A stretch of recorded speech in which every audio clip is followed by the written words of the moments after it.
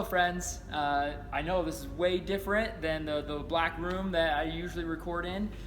This week, I'm at CIY in Holland, Michigan at this is a Christian youth conference that we have going on. I have Chris Peterson, who's coming on this trip with us. Hey, guys.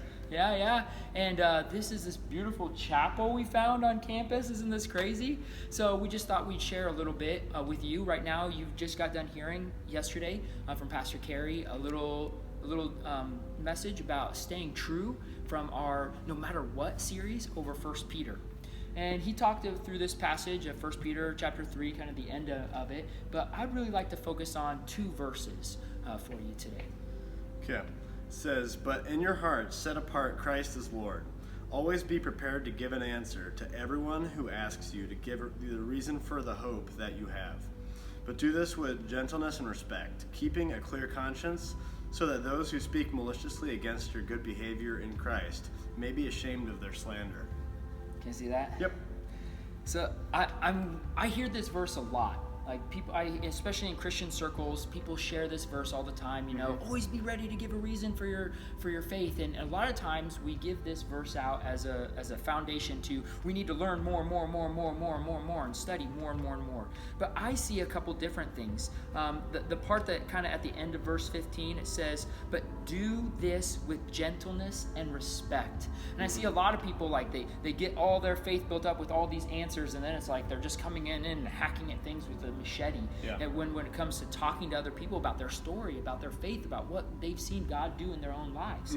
And I really see this in the next verse, which oftentimes gets forgotten altogether, it seems. But it says, "Keeping a clear conscience, so that those who speak maliciously against your good behavior in Christ may be ashamed of their slander." That verse seems to me like it's speaking to this aspect of, people won't always be happy that you're sharing your faith with them, but can they really say anything bad? Do they know that you care about them overall, or do they just feel like a project to you? It is to them like, oh, I'm just this project to you.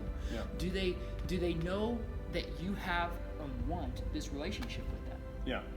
Here's some good questions to kind of help get you thinking here. So does your life back up the faith that you are professing? And also, do you live in such a way that people know you care? Yeah, that's a great question. And it's especially like how it kind of comes from this passage here, because it's like, do people know that you want a real relationship with them? And it reminds me of this kind of story where I was with this group. I had a pastor there, and there were several other guys, and we would meet kind of weekly, and we were really getting to know each other. And as some people may remember on a message I gave, I really like New Year's resolutions. I like setting goals and challenges for myself. Well, this year we decided that we were all going to write from what we knew of each other and our strengths and our weaknesses and our struggles, we were going to write a New Year's resolution for each other. So it's like, oh, crazy.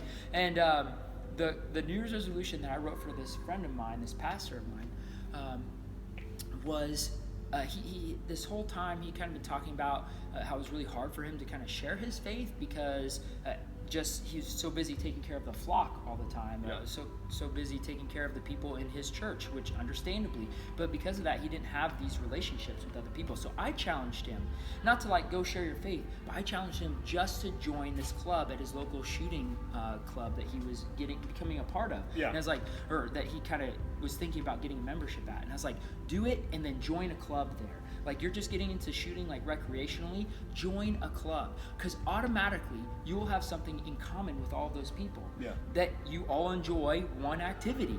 And so there you'll have this basis for relationship with all these people, and just be intentional about living out your faith in that community, in that group.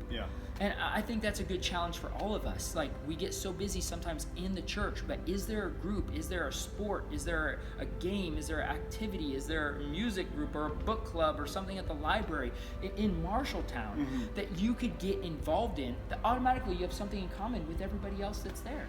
Yeah. So in conclusion, my hope for us is that we can find a way we can step out and share our faith relationally and have fun while doing it. Yeah. Thank you so very much for joining us. This is Holland, Michigan, and CIY signing off. See ya.